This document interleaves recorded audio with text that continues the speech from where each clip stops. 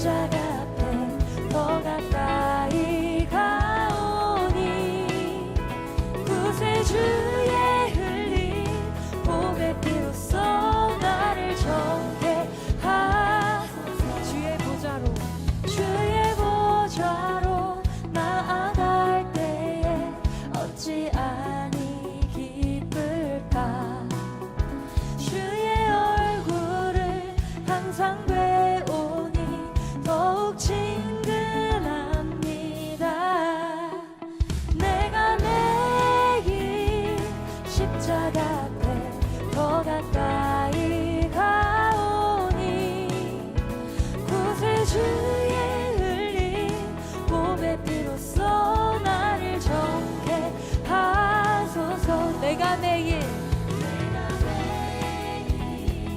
십자가 앞에 더 가까이 가오니 구세주의 흘린 보배 피로써 나를 정케 하소서.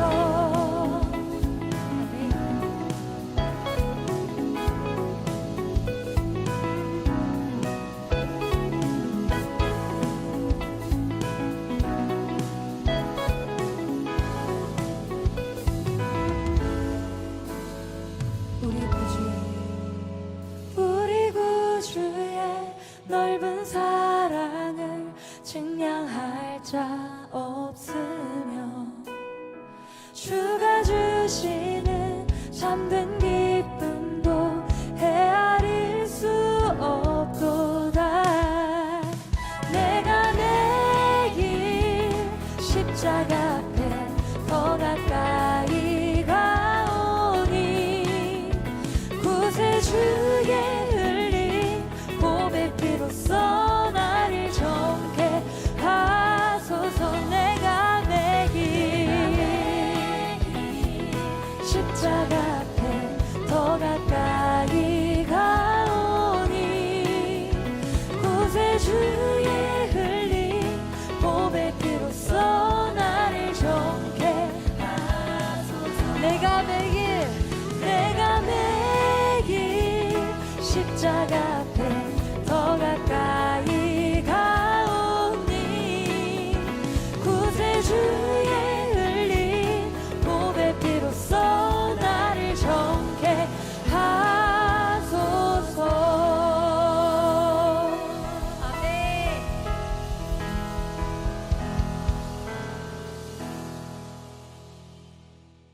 잠언서 22장 28절 말씀, 신명기 19장 14절 말씀하고 똑같아요. 그래서 잠언서에도 나와서 잠언서에 있는 걸 같이 읽는 거예요. 잠언서 22장 28절, 내 선조가 세운 옛 지계석을 옮기지 말지니라. 같은 말씀이 신명기 19장 14절에 나와 있는 말씀입니다. 잠언서에 있으니까 그대로 그냥 잠언서를 가지고 잠언서 23장 10절 말씀도 한번 봐요. 옆에 있으니까 잠언서 23장 10절 말씀, 옛 지계석을 옮기지 말며 고아들의 밭을 침범하지 말지어다, 이렇게 되어 있습니다. 근데 고아들이란 말을 하고 그 다음에 지계석을 옮기지 말라는 그런 말을 하는 거 보니까 고아하고 또 연결되는 그런 말 같아요. 그죠? 고아들하고 또 연결되는 말 같아. 그래서 어디에가 연결되는 것 같아요? 그 지계석하고 고아하고 왜 연결이 될까? 고아는 어떤 사람을 고아라 그래요? 아버지 없는 사람을 고아라 그래요. 아버지 없으면 아무래도 불편할까요? 안 불편할까요? 불편하죠. 주눅 들어있고 불편하고. 또 남편 없는 사람을 뭐라 그래요? 과부라 그래요. 그러니까 고아하고 이렇게 짝을 이루어서 자꾸 나오는 단어들이 뭐뭐예요. 성경에서는 과부하고 나그네. 그래서 세 개가 3종 세트예요. 그러니까 고아, 과부, 나그네, 여기 세 개가 3종 세트로 이렇게 많이 나와요. 성경에서는. 나그네는 집 없는 사람을 말하는 거고, 그리고 고아는 아버지 없는 사람을 말하고, 과부는 남편 없는 사람을 말해서 하나님은 이런 사람들을 이제 만나시려고 하는 거죠. 하나님이 이런 사람들에게 집 없으면 집 준다고 그러고, 고아 아버지 없으면 아버지 준다 그러고 아버지가 하나님 되신다 그러고 그리고 이제 남편 없는 사람에게는 내가 너의 신랑이 되겠다 이제 그런 이야기를 하게 되죠. 그래서 주님은 이렇게 3종 세트를 충분하게 채워주시는 분이 이제 주님이 다 채워주시는 게 뭐냐면 나그네한테 내가 집이 되겠다 그러는 거예요. 내가 하나님의 집이 되겠다. 너는 하나님의 집으로 와라. 하나님의 집으로 초청하는 거죠. 나그네를. 고아는 아버지, 내가 아버지 되겠다 그런 얘기고 또 과부한테는 내가 신랑 되겠다 이제 그런 얘기를 하는 거죠. 그러니까 어떤 면에서는 그 예수님이 신랑 되고 아버지 되고 집이 되겠다 하는 그런 말들을 우리가 들어보면 예수님은 주로 어떤 사람에게 이런 그 뭐 준다는 거예요? 뭐 누구에게 이런 긍휼을 베풀고 사랑하고 자비를 베풀고 이러죠? 예, 없는 사람. 그러니까 뭐가 없는 사람, 뭐가 결핍되고 없는 사람이에요. 그러니까 아버지가 없거나 남편이 없거나 집이 없거나 뭐 이런 사람들에게 그러니까 이 세상에서는 어떤 사람이에요?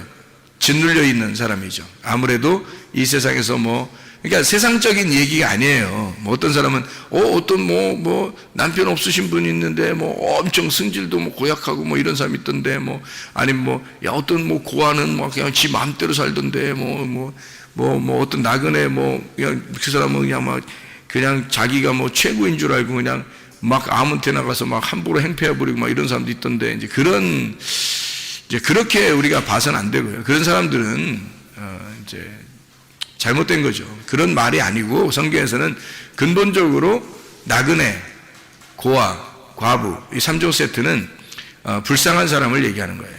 그러니까 비천하고 불쌍하고 없는 사람, 뭔가 이렇게 없는 사람, 이런 사람들에게 하나님은 자기가 그걸 채워주겠다, 내가 만나주겠다 이제 그런 이야기를 하시는 거죠. 주님께서 말씀하시는 얘기들입니다.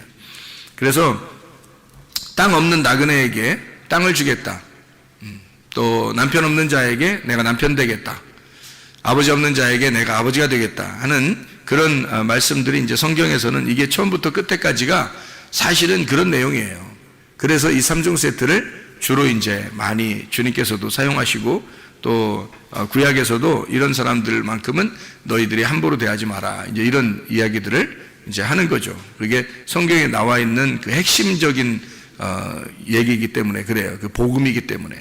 그 복음은 정말로 없고 비천하고 가난하고 억눌린 사람들에게 오는 것이 복음이기 때문에 그 복음을 잘 설명을 해야 되니까 그래서 이런 사람들을 함부로 대하지 말라고 원래부터 하나님께서 이렇게 말씀을 많이 하신단 말이에요. 성경에 이제 어떤 사람이 땅을 기업으로 받아요? 네. 마태복음 5장의 5절의 말씀에 보면 어떤 사람이 땅을 기업으로 받아요? 온유한 사람이 땅을 기업으로 받아요. 그럼 온유한 사람은 어떤 사람은 온유하다 그래요? 뭘 온유하다 그러는 거예요? 온유하다 그러면 우리 말로 말하면 조용하고 그죠? 조용하고 착하고 이런 사람들은 땅을 많이 차지하게 될 것이다. 그럼 이제 땅이라고 하는 게 이제 부동산을 이야기하는 그렇게 생각하면 이제 착하고 선량하고 조용한 사람들은 이제 부동산을 많이 차지하게 될 것이다. 이런 생각들을 많이 하거든요. 근데 아니란 말이에요. 그런 성경에서 그런 얘기를 솔직히 하겠어요? 그렇게 근데 조용하고 착하고 이런 사람들은 사기도 많이 당하고 땅이 있긴 땅이 뭘 써요. 한 점 부끄럼 없이 살죠. 한 점 부끄럼 없이 땅 한 점 없이 사는 사람들이 상당히 많지. 그 온유한 사람들은 막 이렇게 뭔가 막 고집도 세고 다른 사람들을 이렇게 억지로라도 해서라도 자기 거를 챙기려고 하는 자기 욕심을 많이 가진 사람들이 아무래도 땅도 많고 이 세상에서 그래도 많이 차지하게 되죠. 그러니까 성경에서 말하는 것들은 뭔가 좀 다른 얘기들이죠. 온유한 사람이 땅을 얻는다는 말은 온유한 사람을 성경에서는 뭐라 그래요? 온유한 사람을 성경에서는 온유한 사람이 어떻게 되는데 어떤 사람이 온유한 사람이라는 거예요? 복받은 사람이 온유한 사람이라는 거예요. 그러니까 복받은 사람이 온유한 사람이라는 거고 온유한 사람은 복받았다 그러는 거예요. 심령이 가난한 사람은 복받았다 그러죠. 복받은 사람은 심령이 가난해진다는 거 아니야. 그럼 애통하는 사람은 애통한 사람이 복 받았다고 복 받은 사람이 애통한대요. 그러면 이게 우리가 지금 생각하는 거하고 전혀 틀린 얘기죠. 그렇죠? 그러니까 심령이 가난하다는 얘기도 심령이 가난해진다면 복 받은 사람이고 복 받은 사람은 반드시 심령이 가난해진다라는 얘기예요. 심령이 가난하다는 얘기는 우리가 말씀 많이 나눠서 알지만 영적으로 가난한 걸 말하는 거예요. 영적으로 막 이렇게 영적인 걸 구하는 거예요. 영적인 건 생명을 말하고 말씀을 말하니까 그 영적인 생명과 말씀, 하늘나라의 것을 요구하고 그것을 차지하려고 하는 그런 사람이에요. 이 땅의 것을 요구하는 게 아닙니다. 그런 심령이 가난해진다는 것은 벌써 복이 있다는 거예요. 복이라는 영생, 예수 그리스도가 그 사람에게 있으면 그러면 이제 이 사람이 그런 것을 요구하게 된다는 거죠. 그런 가난의 심령의 가난은 거지가 된다. 이런 얘기거든요. 진짜 거지예요, 거지. 심령이 가난하다는 말은 진짜 영이 거지가 됐다. 이런 의미예요. 영적으로 그것을 거지처럼 막 구한다. 그런 의미거든요. 애통하는 사람이 또 복이 있다고 복 있는 사람이 애통하게 된대요. 그 애통한다는 말은요, 펜테오라는 단어거든요. 펜테오라는 단어는 슬퍼한다는 말이고 애도한다는 말입니다. 이게 펜도스에서 온 단어예요. 슬픔, 애도라는 거예요. 그러니까 애도한다, 슬퍼한다 그런 의미거든요. 그게 이제 파스코에서 나온 단어예요. 파스코라고 하는 단어가 고통스러운, 고난당한다는 의미가 있습니다. 그러니까 애통한 사람이 복이 있다, 복이 있는 사람이 애통한다는 말은 고난당한다는 말이에요. 복이 있는 사람이다. 그 사람은 애통한다, 고난당한다 그런 말이거든요. 이게 파스카에서 나온다네요. 파스카라는 말이 6월절이거든요. 6월절. 그러면 이제 애통한다는 말이 그냥 우리가 막 뭐 애통해 뭐 이런 애통이 아니고 사실은 6월절의 애통, 애끓는 그 속에서 막 창자가 뒤집히듯이 애끓는 애통을 말하는 거예요. 그런 애통을 하게 된다. 어떤 사람이? 복받은 사람이. 복받은 사람아, 너는 이렇게 창자가 끊어질 만한 애통, 고난을 당하고 그런 그 고통을 호소하게 될 것이다. 부르짖게 될 것이다. 뭐 이런 얘기예요. 그 6월절의 고통이라는 게 대단하죠. 6월절이라고 하는 거는 여러분이 알듯이 6월절이라는 날에 이렇게 피를 이렇게 발라가지고 어린 양의 피를 이렇게 바른 집은 살았죠. 근데 그렇지 않은 집들은 다 어떻게 했어요? 막 장자가 죽은 것에 대한 울음이 그 온 애굽 땅을 갖다 다 이렇게 울음바다가 됐단 말이에요. 그러니까 이게 장자가 죽었다는 말은 첫째 아들이 죽었다는 얘기인데 그 집의 첫째 아들이 죽은 것에 대한 그 속에 창자의 그 애끓는 창자의 그 뭐 이렇게 호소, 애통 그런 슬픔이거든요. 그 사람 아들 죽어서 나오는 슬픔이에요.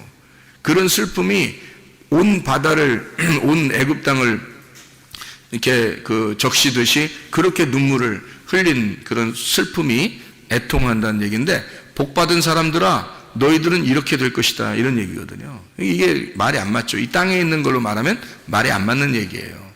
그러니까 이게 6월절 어린 양의 피로 구원속받지 못한 사람들, 장자의 죽음 가진 사람들은 어떤 죽음을 얘기하는 거예요? 장자의 죽음이라는 건 첫째 아들의 죽음을 말하는 거예요. 첫째 아들의 죽음이라고 하는 것은 누구를 얘기하면 인류의 첫째 아들이 누구예요? 아담이거든요. 아담의 죽음을, 그러니까 다시 말하면 나의 죽음을 얘기하는 거예요. 내가 죽고 그리스도가 부활하는 거. 그래서 내가 죽어야 그리스도가 부활하는 거예요. 그러니까 나의 죽음을 통한 그 애통, 애곡. 예수 그리스도가 십자가 못 박혀 돌아가실 때 그의 어머니가 얼마나 울었겠어요. 그 울고 그렇게 그 슬퍼하던 그 예수님을 이렇게 잉태하고 출산하고요. 마리아가. 그리고서 그 예루살렘에 가서 예언자를 만나고 그러잖아요. 그럴 때 이제 뭐라 그래요? 당신은 이 아이 때문에 굉장히 애통하게 될 것이다. 이제 그런 이야기도 듣고 그러죠, 그죠? 그러니까 이 아이 때문에 애곡하게 될 것이다. 장자의 애곡입니다. 장자의 죽음에 의한 애곡. 예수님이 마리아의 그 자녀들 중에서 첫 번째 아들이에요. 그렇죠? 장자입니다. 예수님이요. 그 나머지 이제 동생들이 또 태어났는데 예수님이 첫 번째 아들이에요. 그러니까 그 장자의 죽음에 대한 것은 바로 6월절 날 애굽에서 장자의 죽음이 누구의 죽음을 얘기하는 거겠어요. 그러니까 예수의 죽음을 얘기하는 거죠. 예수가 죽을 때 그의 어머니가 애통하는 그 애통을 생각해 보라고. 그 애통이 있는 것은 복받은 사람만 그렇게 할 수 있다는 거예요. 그 희한한 얘기죠, 그죠? 성경에서. 그러니까 그 애국이라는 애통이 어떤 의미냐면 첫째 아들이 죽는 의미. 그러니까 예수가 이 땅에 죽는 의미를 얘기하는 거거든요. 첫째 아들로 와서 첫째 아담으로 와서 두 번째 아담이 오셔서 죽으시는 거거든요. 그 죽음을 갖다가 이제 이야기할 때 애통한다. 그게 복받은 사람들은 애곡하게 될 것이다. 애통하게 될 것이다. 그게 이제 파스카 유월절에 대한 이야기를 설명하는 것이다. 그런 애통이에요. 그러니까 이 애통은 육체적인 이런 그 슬픔의 애통이 아니고 영적인 애통을 말하는 거예요. 영적인 애통. 그러니까 자기가 죽는, 그러니까 장자의 죽음, 그러니까 나의 죽음을 예수 그리스도와 예수 그리스도의 십자가의 죽음으로 정확하게 깨달은 사람들의 그 애통, 이것은 복받은 사람이 그걸 가능한다는 얘기고, 이렇게 된다면 이게 복받은 사람이다, 이런 얘기예요. 그래서 복받은 사람은 애통하게 된다. 그런 유월절의 죽음을 정확히 진리를 깨닫고 그 진리 안에서 그가 나의 죽음을 기억하고 울 수 있는 자, 애통하는 자, 슬퍼하는 자, 이런 것을 의미하는 얘기가 되겠어요. 그런 사람들을 위로한대요.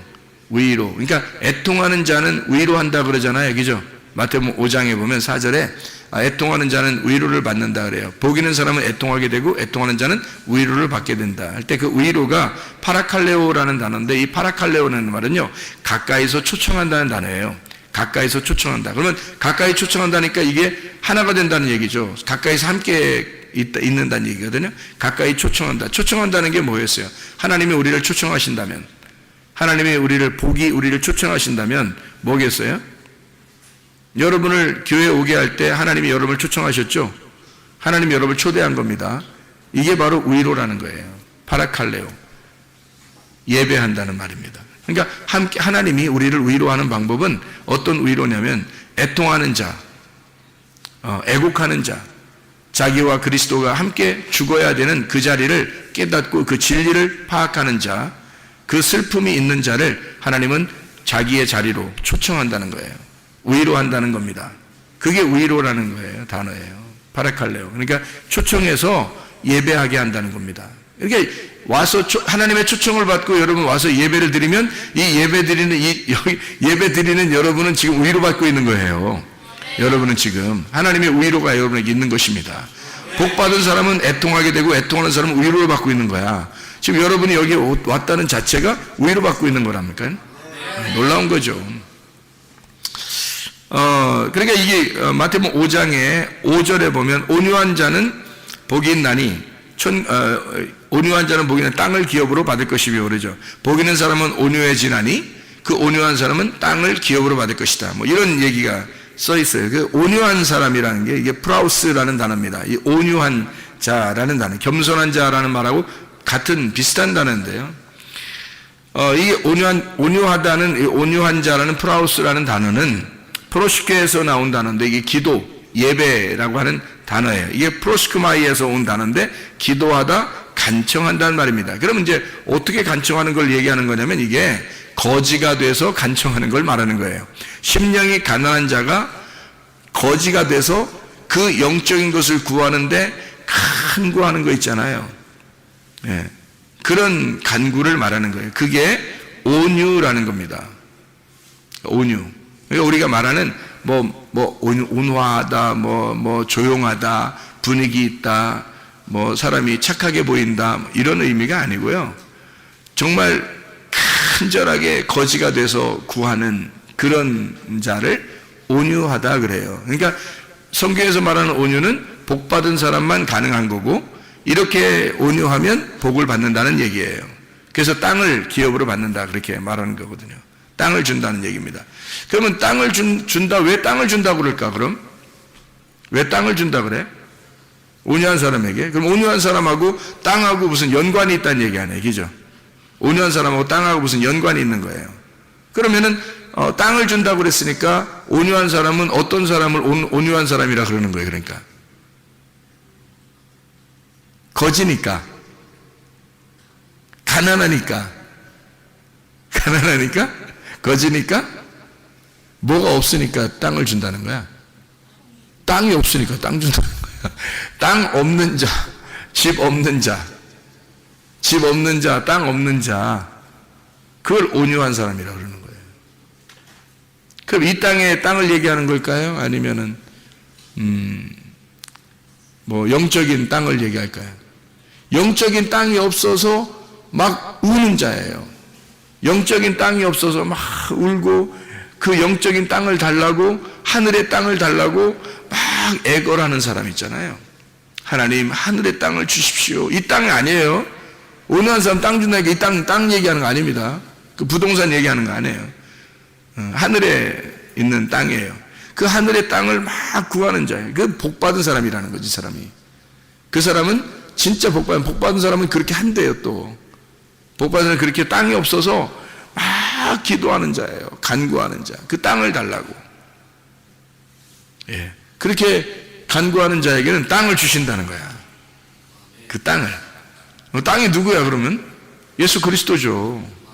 그 땅을 주신다는 거야. 그래서 그 주신 하나님이 주신 그 땅, 그 하나님이 주신 그 땅의 경계표를 옮기지 말라는 거예요. 그걸 네 마음대로 옮기지 마라. 왜? 하나님이 주셨으니까. 하나님이 주신 거니까 하나님이 은혜로 주셨다는 거야. 하나님이 주신 거는 선물이잖아. 그러니까 네가 네 마음대로 옮기면 그게 율법이 되는 거죠. 그래서 네 마음대로 옮기지 말고 하나님이 주신 은혜대로 살아라, 그런 말이에요. 이게. 그래서 그 지계석을 옮기지 마라, 그렇게 이야기한 거거든요. 자, 우리가 성경 여기서 이제 몇 가지만 한번 찾아보고 마치도록 할게요. 민수기 12장 3절의 말씀에 보면 모세가 어떤 사람이라고 나와요? 온유한 사람이라고 나와요. 모세가 온유한 사람. 모세는 승질 한 번도 안 낸 사람이에요? 아니죠? 근데 모세를 온유한 사람이라고 하는 걸 볼 때 여기서 모세는 어디서 죽었어요? 모세는 어디서 죽었어요? 광야에서 죽었죠? 그러면 모세는 가나안 땅에 들어갔어요? 못 들어갔어요? 못 들어갔어요. 그러니까 가나안 땅에 들어가고 싶어서 그 땅을 자기가 차지하고 싶어서 굉장히 간구하던 사람이겠죠. 가나안 땅에 있는 땅을 내가 들어가면 좋겠는데요 하면서 계속 그랬잖아요, 모세가. 그죠? 그때 하나님 못 들어가겠죠. 모세는 율법을 상징하기 때문에 광야에서 죽어야 되거든.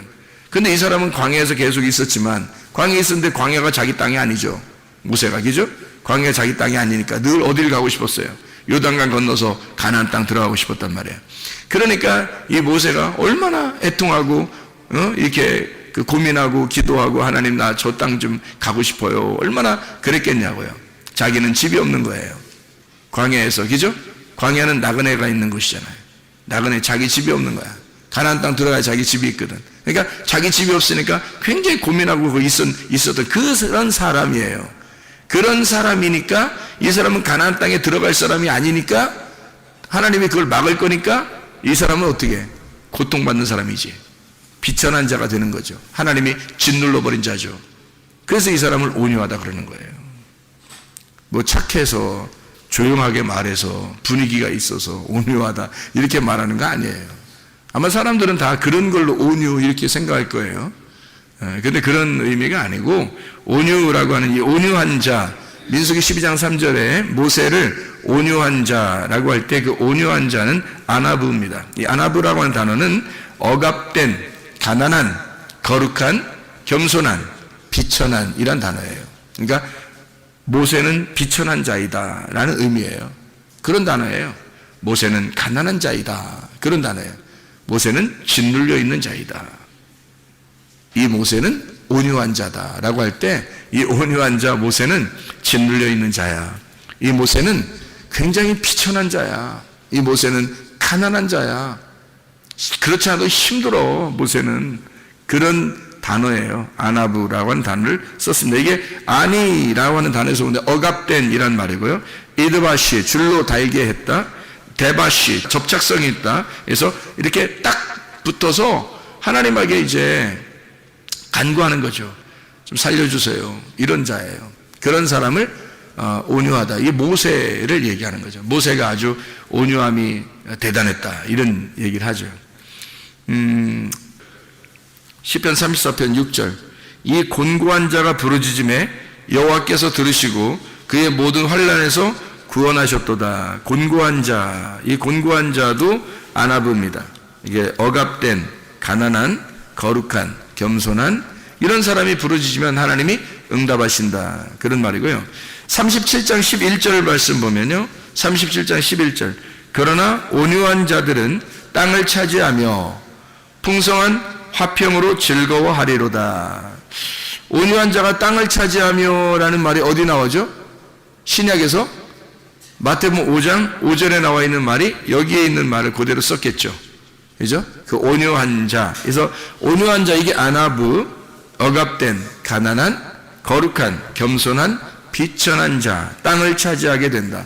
풍성한 화평으로 즐거워하리로다. 이런 말씀을 하고 있죠. 시편 119편 71절의 말씀에 보면요. 시편 119편 71절에 보면 고난을 당하면 유익하다 그렇게 이야기하거든요. 고난당한 것이 내게 유익이라 이로 말미암아 내가 주의 율례들을 배우게 되었나이다. 하나님의 말씀들을 배우게 되었다고 그러는데 그 고난을 통해서, 그 고난이라고 하는 게 아나입니다. 보고 있다는 말이고 위협하고 있다, 누르다, 괴롭히다, 훈련하다라는 말입니다. 그러니까 하나님은 이 고난이 그냥 이렇게 어려움 주고서 없애버리려고 하는 고난이 아니라 사실은 훈련을 목적으로 하는 거예요. 훈련해서 짓눌러 버리는 거죠. 이 사람을 괴롭혀서 훈련하는 거예요. 하나님이 그걸 만들어내시는 걸 시편 119편 71. 그러니까 그게 이제 하나님의 말씀을 배우게 되는 기회가 되었다. 그런 이야기가 되겠습니다. 한마디로 말하면 온유한 자는 어떤 사람이에요? 이 땅에서 땅을 잃어버린 자죠.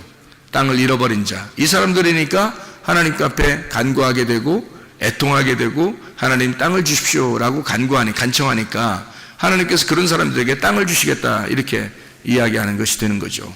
그러니까 모세를 생각하면 딱 이해가 되겠죠. 모세를 생각하면 모세가 온유한 사람의 대표였는데 그 모세라는 사람이 어떤 사람이었는가 봤더니 광야에서 가나안 땅을 들어가고 싶어하는, 그 땅을 차지하고 싶어하는 그 애통함이 있었던 사람이었구나. 그랬더니 그를 온유하다고 하나님이 인정하시더라.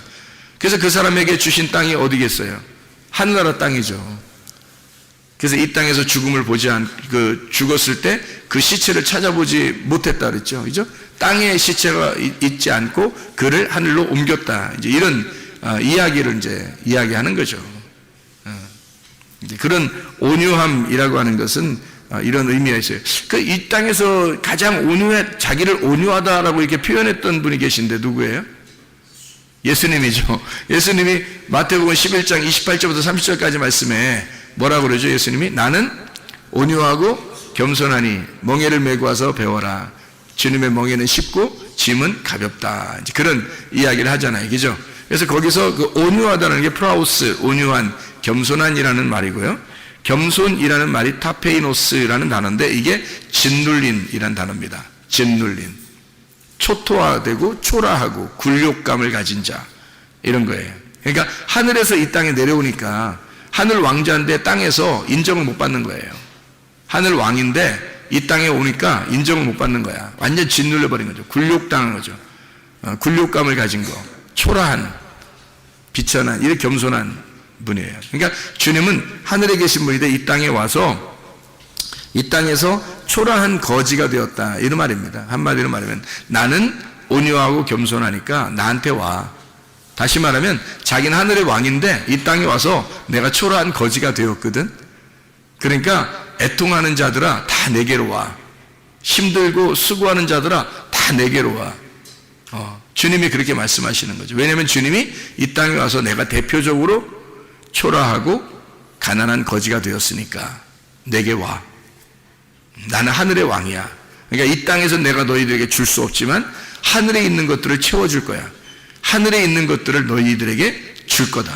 그러니까 땅에서 거지된 자들아, 나그네들아, 고아와 과부들아, 소경된 자들아 다 내게로 와라. 수고하는 자들아, 율법에 의해서 치여있고 율법에 의해서 죽으려고 하는 자들아 다 내게로 와라. 내가 너를 쉬게 하겠다. 무슨 쉼이에요? 땅의 쉼이 아니라 하늘의 안식을 주겠다. 내가 하늘의 왕이거든. 이 땅에 와서 나도 너랑 똑같이 초라해지고 너랑 똑같이 굴욕당하고 너랑 똑같이 내가 가난해졌어. 나도 거지야. 그러니까 이게 너와 나는 똑같잖아. 같은 거지니까, 같은 소경이니까, 같은 환자니까, 같은 병자니까. 그러니까 너랑 나랑 내가 같은 마음을 가지고 있어. 그러니까 하늘나라에 있는 것들을 내가 하늘의 의사야. 하늘의 의사니까 하늘의 의사가 와가지고 병든 자를 고쳐주려고 왔으니까. 근데 내가 네 마음을 모르면 의사는 의사고 환자는 환자잖아. 근데 예수님 오신 것은 환자로 오시는 거예요. 자기가 환자로 오시는 거예요. 그리고 하늘의 의사라는 거지. 땅의 의사 아니잖아요. 땅의 것을 갖다 고쳐주려고 하는 거 아니잖아요. 물론 고쳤어요. 뭐 병도 고치고 소경도 뭐 눈뜨게 하고 그래. 근데 그게 사실은 하늘에 있는 영적인 이야기들을 갖다 설명하려고 고치신 거잖아요. 그죠? 그러니까 눈을 뜨게 해준 것도 이 땅에서 성경을 모르는 자들에게, 또 귀를 열어준 것도 이 땅에서 성경을 깨닫지 못하는 자들에게 하늘에 있는 진리를 깨닫게 해주고 하늘의 진리를 알려주려고 귀를 열어주고 눈도 열어주고 그러는 거 아니에요. 주님께서. 그러니까 땅의 것을 치료하는 의사가 아니고, 잘 생각하세요. 하늘에 있는 것을 하늘에 있는 영적 세계의 치료를 그 회복을 시켜주러 오신 분이 예수님이라는 거죠. 그럼 이 땅에 오셨을 때는 가난한 거지처럼 비천하고 초라하고 거지처럼 이렇게 굴욕당하는 그런 분으로 계시다, 이런 얘기예요. 내가 그런 자야. 내가 온유하고 나는 겸손한 자야. 나 짓눌렸어. 나 굴욕당했어. 나 초라한 거지야. 이제 그런 이야기를 해주고 있는 말씀입니다. 그러니까 하나님이 우리에게 주신 땅들이 있어요. 그건 뭐겠어요? 그러니까 은혜죠. 은혜. 우연히 들어간 그 땅, 룻이 우연히 들어간 그 땅이 있어요. 그게 하나님의 은혜였다라는 얘기죠. 그래서 하나님이 주신 땅을 이렇게 그 지계석이라고 그러죠. 하나님이 우리에게 주신 그 지계석이 있어요. 그 지계석을 옮기지 말라는 거야. 네 함부로. 왜냐하면 네 마음대로 하지 말라는 거야. 하나님의 것을 하나님의 것으로 그냥 두라는 거죠. 하나님이 너에게 주시는 환경을, 하나님이 너에게 주신 그 말씀을 그대로 두라는 거야. 하나님이 깨닫게 해주실 때. 그래서 하나님이 너에게 깨닫게 해준, 이게 지계석이라고 하는 건 이렇게 집을 이렇게 놓을 때 있잖아요. 땅을 이렇게 놓을 때 그 모서리 이렇게 표시를 해놓는 거예요. 표시. 그러니까 표식입니다. 이렇게. 그러면 이제 요 안에 있는 건 내 땅이 되는 거고, 저 밖에 있는 남의 땅이 되는 거거든요. 그러면 그 지계석을 이렇게 밖으로 이렇게 옮기면요, 그럼 내 땅이 더 넓어지는 거죠. 그러니까 지계석을 옮기지 마라라고 얘기한 건 밖으로 옮기지 마라 그 말이지, 그 지계석을 안으로 옮기지 마라 뭐 이런 얘기했어? 어떤 바보가 자기 지계석을 안으로 옮기겠어? 땅이 이만큼 있어. 이렇게 네모나게 이렇게 해서 여기 네모나게 4개 지계석을 놨다고 생각해봐. 이렇게 표시를 놨어. 돌 같은 거로, 나무 같은 거로 이렇게 4개를 놨는데, 지계석을 옮기지 말아야 된다 그랬는데, 옮긴다고 해서 이걸 갖다 안쪽으로 이렇게 갖다 이렇게 집어넣어놨어. 그럼 땅이 더 좁아지지. 자기 땅이. 또 더 옮기고 싶어서 더 옮겼어. 그러면 또 땅이 더 좁아지지. 이거를 밖으로 옮겨야지. 옮긴다면. 밖으로 옮기려면 이 사람이 밖으로 이렇게 1cm씩 11을 옮기면 10cm가 옮겨지는 거예요. 양쪽으로 10cm씩 옮기면 20cm가 옮겨진 거예요. 하루에 1cm씩만 옮겨도.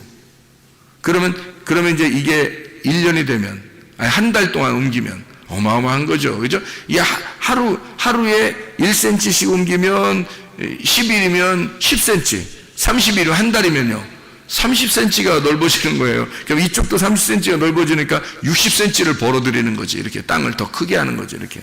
그러면 네가 옮긴 거잖아. 이렇게.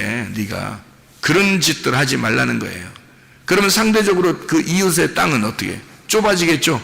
이웃의 땅이 좁아지는 거예요. 내게 주어진 은혜를, 내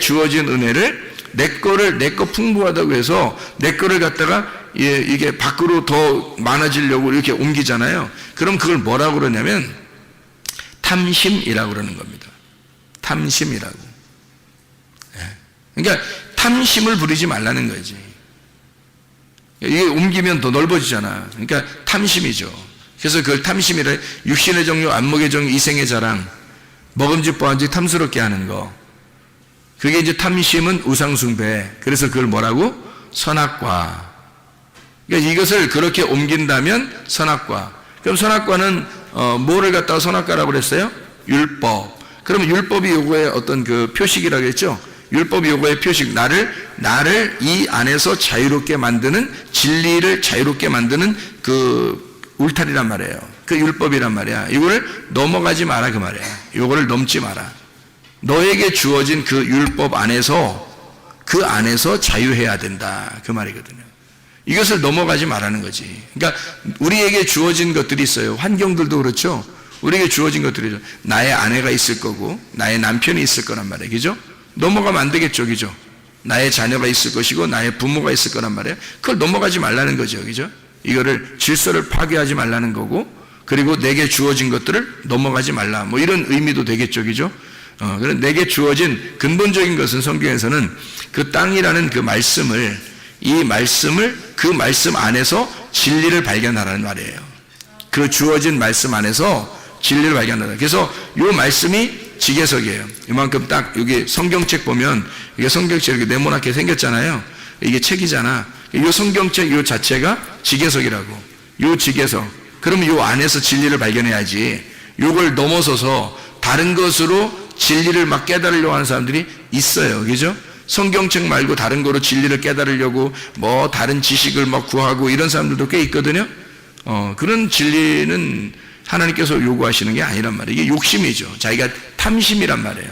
다른, 좀 더 나아 보이려고, 다른 사람에게 좀 자기를 자랑해 보려고 하는 그런 거지. 솔직히 말해서 진리는 성경 안에 있습니다. 이 율법이라는 이 성경 안에 이 지계석을 옮기지 마라. 이 지계석 안에 진리가 있다. 이 진리를 요 안에서 발견하라. 그런 말이거든요. 그래서 룻이라는 여자가 보아스를 만날 때, 보아스가 룻한테 뭐라 그래요? 보아스한테 내 밭에서 다른 밭으로 안 가는 게 좋겠다 그래요. 왜 그러냐면 룻이 그 밭을 들어갈 때 우연히 들어갔어요. 우연히 들어갔다는 말은 자기 뜻대로 자기가 생각해서 저기로 들어가야지 하고 자기가 막 이렇게 연구해서 찾아가지고 저긴 보아스야, 그러니까 내가 가서 보아스하고 만나야지 이러면서 들어간 이런 게 아니란 말이에요. 그냥 우연히 이삭을 주스러 들어갔는데 그 밭이 보아스 밭이었던 거예요. 그러니까 이건 하나님이 주신 땅이죠. 하나님이 우연히 은혜로 주신 땅이지 자기가 선택한 땅이 아니란 말이에요. 자기가 선택한 땅이 아니라 하나님이 주신 땅이란 말이에요. 이 세상에 여러분 살아가는 동안에 내 계획대로 내 뜻대로 막 결정하려고 하는 사람들도 있죠. 근데 그럴 때가 많이 있죠. 근데 내 뜻대로 내 생각대로 잘 안 될 때가 많죠. 왜냐하면 주변에 있는 것들이 나를 통제하는 거죠. 그게 지계석이란 말이에요. 나를 통제한다는 거죠. 그래서 딱 이렇게 이렇게 막아준다는 거죠. 이렇게. 그 안에서 진리를 발견하라는 거예요. 그 안에서 충분히. 그러니까 우리 교회라는 이 지계석이 이렇게 딱 있단 말이에요. 이렇게. 그럼 이걸 갖다가 여러분이 교회 난 무시해. 교회는 아무것도 아니야. 세상의 교회는 다 똑같지. 그러면서 자기 교회를 무시하고 막 아무 데나 막 교회 이렇게 이러면 이 사람은 진짜 진리 깨닫지 못합니다. 쉽지 않아요. 왜냐하면 이게 교만한 거거든요. 탐심이에요. 욕심이라고. 그러니까 하나님이 주어진 이 은혜라고 하는 이 진리를 여기 하나님의 그 지계석 안에서, 율법 안에서, 교회 안에서 충분히 깨달을 수 있어요. 보아스의 밭 안에서 충분히 이삭을 주실 수 있단 말이에요. 충분히 이삭을 주시면서 먹고 살았어요. 그런데 보아스를 만난 거예요. 거기서. 그 밭에서 만난 거예요. 그리고 보아스는 그 밭을 떠나지 말라고 했던 거고. 그게 무슨 일인지 아시겠죠? 하나님이 주신 그 지계석을, 하나님이 주신 그 땅을, 그 은혜를, 우연히 주신 너에게 준 그거를 옮기지 마라 이거야. 네 마음대로. 그런 얘기가 되는 거죠. 그러니까 하나님이 그 주신 땅, 원래는 나오미서죠. 나오미서. 룻기서가 나오미서인데, 이 나오미라고 하는 여자가 원래 베들레헴에 살았었죠. 베들레헴에 살고 있다가 어디로 갔어요? 모압으로 갔어요. 모압으로 갔는데 남편, 아들 2명 다 잃어버렸어요. 그러니까 자기는 모압에서 살고 있었을 때 그 살고 있을 때 어떻게 잘 살았는지 모르겠지만 하여튼 다 잃어버린 거예요. 다 잃어버리니까 이 마음이 어떻게 됐겠어? 이 마음이 고통스럽죠. 짓눌려 있죠. 가난하죠. 거지죠. 완전히 피폐해졌죠. 이 사람이. 그러니까 어떤 사람이 됐겠어요? 온유한 사람이 되는 거죠. 그런 사람이. 그러니까 룻도 마찬가지로 룻도 남편 잃어버리고 모압이라는 땅을 잃어버리고 어디로 온 거예요? 베들레헴으로 오는 거죠. 나오미가 원래 베들레헴에 살았었는데 모압에 갔다가 다 잃어버리고 다시 베들레헴을 올 때는 이게 생명의 떡의 집이 되는 거예요. 그러니까 이게 처음에는 베들레헴을 버리고 탕자처럼 갔단 말이야. 탕자처럼 갔는데 모압이라는 땅에서 다 잃어버리고 다시 돌아올 때는 새로운 땅이 된 거죠. 베들레헴이 옛날의 베들레헴이 아닌 거야. 자기가 탕자도 마찬가지. 탕자도 처음에 나갈 때는 아버지가 말릴 수도 있었는데 안 말렸잖아요. 안 말리고 이 탕자가 나갈 때는 그냥 나가게 뒀잖아요. 돈도 막 싸줘. 이렇게 반 잘라서 이렇게 다 나눠주고 이렇게 갔단 말이에요. 갔다가 다 잃어버리고 돼지랑 같이 먹다가 돌아오게 될 때는 어떻게 해요? 아버지, 나 종으로 하나 써줘도 되겠는데요. 이렇게 얘기해요. 얼마나 가난해진 겁니까? 그죠? 얼마나 비천해졌어요. 굴욕당한 거죠. 자기의 굴욕감. 그래도 견디고 먹고만 살면 좋겠습니다 하는 하나님의 이 아버지의 양식만 있으면 내가 좋겠습니다. 나머지 다 필요 없어요. 먹고만 이 진리의 말씀만 주세요. 그러면 나는 그냥 살겠어요. 아무것도 다 필요 없습니다 라고 이야기했단 말이에요. 그죠? 그렇게 이야기하면서 오니까 아버지에게 오니까 그 아버지의 땅이 다 아들의 이 탕자의 땅이 돼버린 거예요. 돌아온 탕자. 그러니까 새로운 땅이 된 거죠. 아버지의 집이 새로운 집이 된 거예요. 아버지의 집이 싫어서 나갔는데 나가서 다 잃어버렸죠. 옛날에 아버지 집을 다 잃어버린 겁니다. 자기는. 그리고 다시 돌아올 때는 어떤 집이 된 거예요? 아버지 집이 새로운 집이 된 거예요. 새로운 땅이 됐단 말이에요. 새로운 하늘이 됐다는 거죠. 그러니까 새로운 하늘과 새로운 땅을 아버지가 주신 거죠.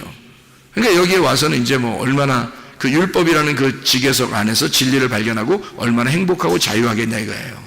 그가 그런 똑같은 거죠. 룻이라고 하는 여자도 다 잃어버리고 베들레헴에 돌아오니까 돌아와서 보아스를 만나니까 떠나고 싶겠냐고. 이제 신랑을 만난 거예요. 신랑도 없죠. 땅도 없죠. 집도 없죠. 아무것도 없는 이 여자에게 주님께서 새로운 땅을, 새로운 아들을 주시는 거예요. 새로운 남편을 주시고요. 그래서 보아스를 만나서 아들을 낳게 되죠. 그리고 그 땅에서 살게 되죠. 새로운 땅입니다. 새로운 남편, 새로운 아들을 낳게 되죠. 놀랍잖아요. 그죠? 그러니까 나오미도 똑같죠. 나오미도 옛날 거 다 잃어버렸더니 와서 새로운 땅을 얻었고 새로운 아들을 얻게 되었고 며느리를 통해서 룻이라는 며느리를 통해서 새로운 아들을 얻게 되었죠. 그리고 새로운 땅도 얻게 되었죠. 이렇게 하나님의 그 말씀은 우리에게 이 나오미를 통해서 이 땅과 아들을 새로운 땅과 새로운 아들을 주시겠다고 하는 그 약속을 우리에게 주시는, 어떤 사람이 됐다는 얘기예요. 어떤 사람에게만 이렇게 준다는 얘기? 온유한 사람에게만 이런 땅을 주신다는 얘기. 땅과 아들을 주시는데 온유한 사람에게만 주신다는 얘기. 그럼 어떤 온유한 사람? 완전히 땅을 잃어버린 자, 자기의 땅을 다 잃어버린 자에게 하나님의 땅을 주시겠다고 하는 약속. 이해가 되겠죠? 무슨 말인가? 이런 말씀입니다. 이 성경이라고 하는 게요. 욥이라고 하는 사람도 있어요. 성경에 욥이라고 하는 사람이 욥기서를 이렇게 가만히 보면 다 쓰고 나서 욥기서의 마지막에 42장에 욥기 42장에 두 배 축복을 하죠. 두 배 축복이라는 두 배도 되지만 두 번째도 되거든요. 두 배도 되지만 두 번째 축복을 주는 거예요. 그러면 첫 번째 축복은 뭐였던 거예요? 욥이 가지고 있었던 옛날 땅, 그죠? 옛날 부유했던 거, 옛날 재물, 옛날 뭐 자식들, 옛날 아들과 딸들, 그죠? 있었죠. 근데 두 번째로 줄 때는 어떻게 해요? 하나님이 두 번째로 줄 때는 새 아들과 새 딸들, 그죠? 새 땅을 주시고 새 땅과 새 하늘과 새 땅을 주시는 두 번째 축복을, 땅이 아니라 하늘에서 주시는 그 축복을 욥기서 42장에 우리에게 소개해주고 있는 거죠. 이런 땅과 아들을 하나님이 이렇게 주시는 축복, 두 배의 축복, 거듭해서 축복한다. 두 배, 거듭해서 축복해주는 두 번째 축복. 이게 새하늘과 새 땅을 주시는 축복이란 얘기예요. 그 새하늘과 새 땅이 요한계시록 21장 1절하고 4절 이렇게 나오죠. 그죠? 요한계시록 21장 1절 4절 말씀. 이사야 65장 17절에도 새하늘과 새 땅이 나오고요. 이사야 66장 22절에도 새하늘과 새 땅이 나옵니다. 하나님은 우리에게 하나님이 우리에게 우연히 주신 그 은혜, 하나님의 그 지계석, 그 땅, 하나님이 정하신 그 땅을 우리에게 주고 싶어 하신다. 라합이라는 여자는 또 어때요? 라합이라는 여자는 여리고성 무너질 때 라합이라는 그 사람이 살아났죠. 그 식구들도 살아났잖아요. 그럼 라합이라는 여자는 뭐 거기서 굉장히 뭐 대단히 인정받는 여자였을까요? 아니겠죠. 그 여자는 이렇게 성에 가면 이렇게 밑에 사는 게 아니라 막 이게 다락방에 살고 이렇게 위에 살고 이런 사람들은 이렇게 잘 사는 사람은 아니겠죠. 그러니까 이렇게 얻어서 사는 그런 사람이에요. 자기 땅도 아니고. 그게 이 여리고성이 다 무너질 때 이 사람은 새로운 여리고를 이제 주시는 거죠. 향기로운 그 여리고를 새로운 것을 주는 거예요. 이 이스라엘 백성들이 점령에 들어가서 하나님이 새로 이 사람을 살려서 이스라엘 백성과 똑같이 그 땅을 나누도록 그렇게 만들어 주셔서 라합이라고 하는 이 여자는 유대인을 만나서 유다의 자손을 만나가지고 대단히 축복받은 여자가 되었죠.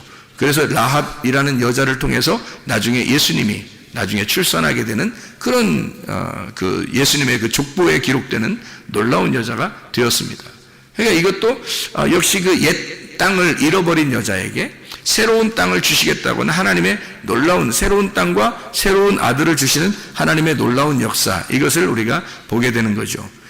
신명기 19장 우리 14절 말씀을 우리가 새벽 예배 때 같이 보았는데, 신명기 19장 14절의 말씀, 19장 14절 말씀 보면 내 하나님 여호와께서 내게 주어 차지하게 하시는 땅 곧 내 소유가 된 기업의 땅에서 라고 되어 있으니까 누가 준 땅이라고요?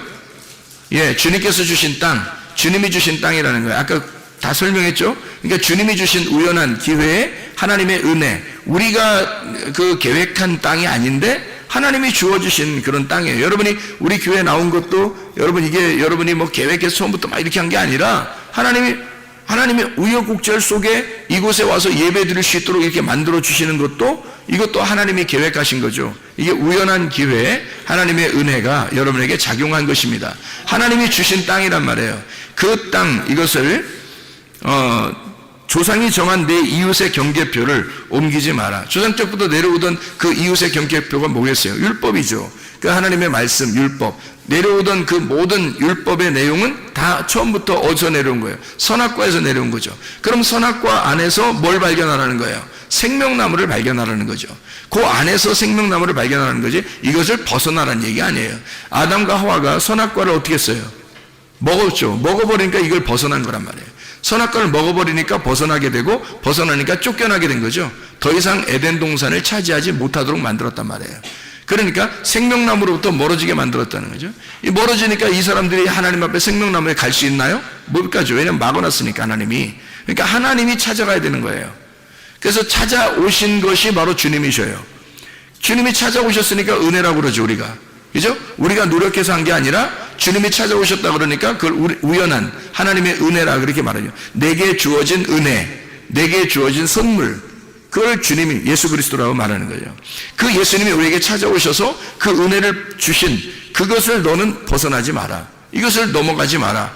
이런 얘기가 되는 거겠죠. 그러니까 여기 율법이라고 하는 선악과 너의 이웃의 경계표에서 여기에서 벗어나지 말고 이 안에서 진리, 이 안에서 생명의 나무인 진리의 말씀을 깨달아 알아야 된다. 이제 이런 말씀이 되는 거죠. 그러니까 이 안에서 발견해라. 그 말입니다. 자, 그럼 이게 이제 어떤 사람에게 땅을 준다겠다고요? 온유한 사람에게 땅을 준다겠다고. 그럼 온유한 사람에게 땅을 준다는 말은 어떤 의미를 가지고 있을까? 한 가지만 보고 우리가 마치도록 할게요. 창세기 23장 13절부터 창세기 23장 13절부터 20절까지 말씀인데요. 창세기 23장 13절부터 20절까지 말씀. 자, 여기에서 아브라함이라는 사람이 나오는데, 이 아브라함이 그 땅의 백성이 듣는 데서 에브론에게 말하 이르되 당신이 합당히 여기면 청하건대 내 말을 들으시오. 내가 그 밭값을 당신에게 주리니 당신은 내게서 받으시오. 내가 나의 죽은 자를 거기 장사하겠노라. 에브론이 아브라함에게 대답하여 이르되 내 주여 내 말을 들으소서. 땅값은 은 400세겔이지만 그것이 나와 당신 사이에 무슨 문제가 됩니까? 당신의 죽은 자를 장사하소서. 아브라함이 에브론의 말을 따라 에브론이 해족속이 듣는 데서 말한 대로 상인이 통용하는 은 400세겔을 달아 에브론에게 주었더니 마므레 앞 막벨라에 있는 에브론의 밭 곧 그 밭과 거기에 속한 굴과 그 밭과 그 주위에 둘린 모든 나무가 성문에 들어온 모든 헷 족속이 보는 데서 아브라함의 소유로 확정된지라. 그 후에 아브라함이 그 안에 사라를 가나안 땅 마므레 앞 막벨라 밭 굴에 장사하였더라. 마므레는 곧 헤브론이라. 이와 같이 그 밭과 거기에 속한 굴이 헷 족속으로부터 아브라함이 매장할 소유지로 확정되었더라. 이렇게 되어 있거든요. 그럼 이게 이제 창세기 23장 13절에서 20절까지 말씀에 왜 아브라함은 에브론에게서 이렇게 땅을 샀을까요? 왜 땅을 샀을까요? 땅값을 후하게 쳐준 거예요. 땅값을 후하게 쳐서 그걸 땅을 산 거거든요. 값을 치르고 우리를 산 거죠. 주님이 우리가 땅을 차지하게 하려고 주님이 우리를 위해서 대신 값을 치러준 거죠. 그렇죠? 그러면 이 후한 값을 치르고 우리를 땅을 차지하도록 만들어. 그러면 그 땅이 어떤 땅이라고 여기서는 말해요? 이 아브라함이 어떤 사람이기 때문에 여기 땅을 산 거예요. 땅이 없어서. 그죠? 그러면 땅이 없다는 것은 여기서 지금 아브라함이 어떤 사람이었다는 거예요? 나그네였다는 거예요. 나그네였다. 나는 나그네다. 집이 없다. 집이 없으니까 나는 뭐 천막 하나 치면 내가 집이고, 그냥 뭐 천막 걷어서 저쪽으로 옮기면 저기가 내가 그냥 잠자는 곳이고 뭐 이렇게 생각했는데, 아니 아예 그냥 그 죽은 부인을 위해서 거기다가 집어넣어야 되니까 그 땅 안에 집어넣어야 되거든요. 그러니까 이게 천막 안에다 집어넣고 다닐 수는 없잖아요. 그러니까 땅 안에다 이렇게 집어넣어야 되는데 내 땅이 없는 거야. 그렇죠? 그러니까 온유한 자가 땅을 기업으로 받는다 그랬으니까 잘 생각해봐요. 온유한 자가 땅을 기업으로 받는 거니까. 그러면 온유한 자는 뭐라고요? 어떤 사람이라고? 어떤 사람이요? 비천하고 초라하고 거지된 굴욕감 있는 자인데 그게 어떤 사람이니까 땅을 기업으로 주는 거라고? 땅이 없으니까 땅을 기업으로 준다고. 그러니까 온유한 자는 근본적으로 뭘 얘기하는 거라고? 어떤 사람을 얘기하는 거라고? 땅이 없는 사람을 얘기하는 거라고. 그러니까 아브라함도 지금 어떤 사람이야? 땅이 없는 사람이라니까. 땅이 없는 사람이니까 땅을 사게 된 거예요. 무슨 말인지 알겠어요? 땅이 없는 사람이니까 땅을 샀어요. 아브라함이 어디에 자기의 땅이 있다고 하는 데가 있었어요? 자기가 어디 뭐 땅 어디 사러 돌아다니고 부동산 좀 알아보러 돌아다니고 이런 적이 있었나요? 아브라함이? 없었어요. 이 땅에서 유일하게 땅 하나를 샀어요. 이 땅에서 유일하게 땅 하나를 샀는데 그게 하필 뭘 산 거예요? 무덤을 산 거예요. 무덤을. 그러니까 참 희한하적이죠. 아브라함이 땅을 하나 샀는데 다른 땅을 산 게 아니라 좋은 땅 뭐 이런 게 아니라 무덤을 하나 산 거예요. 그러니까 굴이 있는, 그러니까 굴에다가 이제 던져놓는 거죠, 시체를. 그래서 굴에다 던져놓는 그 무덤이니까 무덤이 있는 밭인데 그 무덤을 갖다 산 거예요. 그러니까 아브라함은 다른 거 산 게 아니라 무덤을 산 거라는 거죠. 그러면 잘 생각해 보시라고요. 유일한 터전이 그가 산 유일한 그 자기 부동산 집이 이 땅에서 무덤이었던 거죠. 그래 자기는 지금 이 땅에서 어떻게 한다는 거예요? 나그네 인생에서 자기 이 땅에 무덤에 들어간다. 그죠? 자기 아내도 그 무덤에 들어가게 하고 자기도 그 무덤에 들어가게 될 것이다. 그러니까 유일하게 이 사람이 본토 친척 아비집을 떠나서 다 잃어버렸죠. 아버지도 죽고, 그죠? 다 잃어버리고 왔잖아요, 가나안 땅에. 그러니까 나그네로서 왔죠. 아버지도 없죠, 집도 없죠, 아무것도 없는 사람이에요. 그런 사람을 성경에서는 뭐 어떤 사람이라고 그래요? 복 있는 사람은 뭐해 지나니? 온유해 지나니. 이 사람에게는 땅을 기업으로 받는다. 근데 그 땅을 어떤 땅을 주었다? 예, 헤브론에 있는 막벨라 굴에 있는 무덤을 주었다. 이 말이잖아요. 그죠? 그러니까 하나님이 주시긴 주셨는데 무덤을 주었다. 그것도 비싼 값을 주고 예수님이 우리의 값을 치러주시고 우리 교회를 구입해서 주님께서 예수님이 값을 치르고 자기의 목숨이라는 값을 치르고 자기의 생명을 내주고 우리 교회를 샀다 이거죠. 그러면 그 무덤이 어떤 곳이에요? 무덤이라고 하는 것은 어떤 곳이에요? 죽은 사람이 들어가는 곳이죠. 죽은 사람이 들어가서 문을 닫으면 저쪽 무덤 밖에는 어떻게 되는 거예요? 여기서 무덤으로 들어가는 건 죽은 사람이 들어가는 거고, 무덤 저쪽 편에는 부활해서 가는 편이죠. 그죠? 그러니까 이쪽에서는 무덤 죽어서 들어가는 곳이고, 무덤 끝에는 부활해서 나가는 곳이란 말이에요. 그걸 무덤이라 그러는 거예요. 성경의 무덤은 죽음과 부활의 장소예요. 그래서 예수님 시체를 무덤에 집어넣고는 문을 닫았죠. 그랬더니 문을 닫았더니 그분이 하나님께서 이 예수를 살리면서 문을 어떻게 해요? 문을 열어버렸죠. 그러니까 무덤에 들어갈 때 죽은 시체로 들어가고 문을 열면서 부활해서 나오는 거란 말이에요. 그러니까 무덤이라고 하는 것은 두 가지를 동시에 가르쳐 준다는 거죠. 어떤 걸 가르쳐 주는 거예요? 죽음과 부활을 갖다가 같이 알려주는 것이 무덤이라는 겁니다.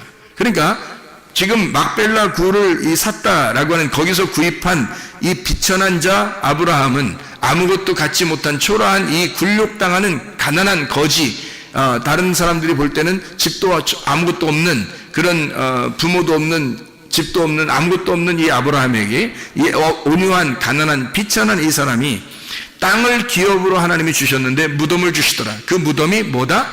죽음과 부활을 함께 동시에 간직하고 있는 교회를 말하는 거죠. 그 무덤이. 그러니까 아브라함에게 주신 땅은 교회인 거죠.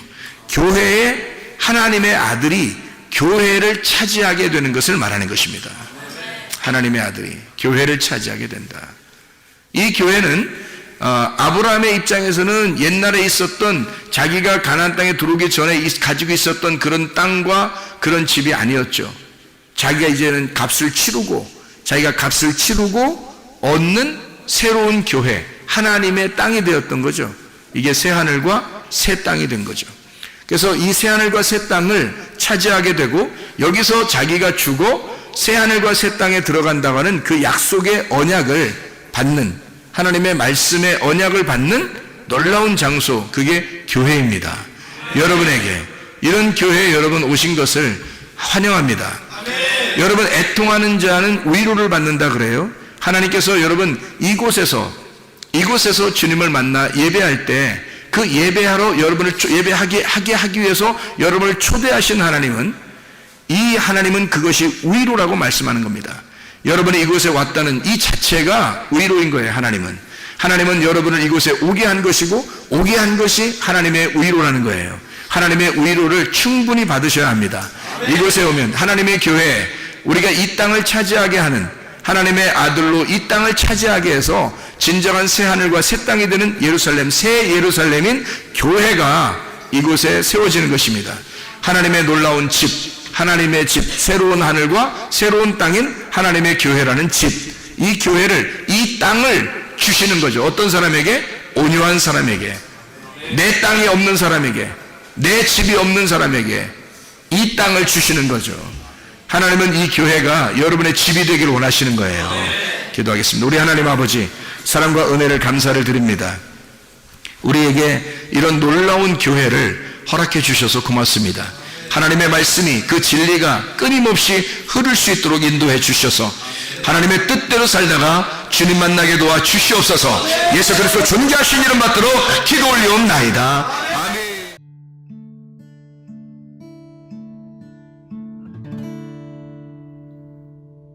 내 속에